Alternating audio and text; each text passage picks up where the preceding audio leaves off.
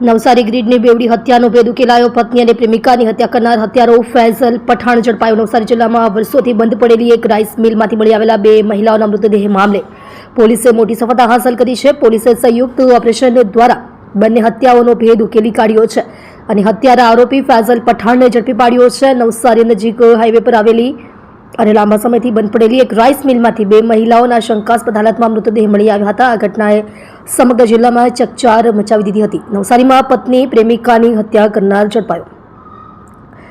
પોલીસે ઝડપી પાડેલા હત્યારા આરોપીનું નામ ફૈઝલ પઠાણ છે.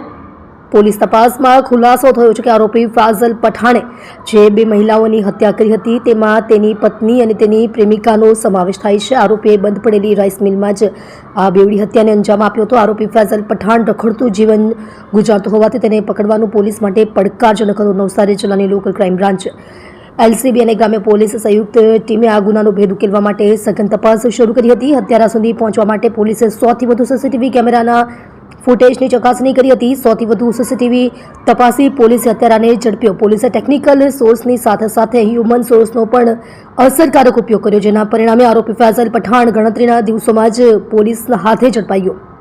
આરોપી ફૈઝલ પઠાણની ધરપકડ બાદ પોલીસ હવે હત્યા પાછળનું ચોક્કસ કારણ, હત્યાનો ક્રમ અને તેણે કયા હથિયારનો ઉપયોગ કર્યો હતો તે સહિતની વિગતો જાણવા માટે સઘન પૂછપરછ કરી રહી છે.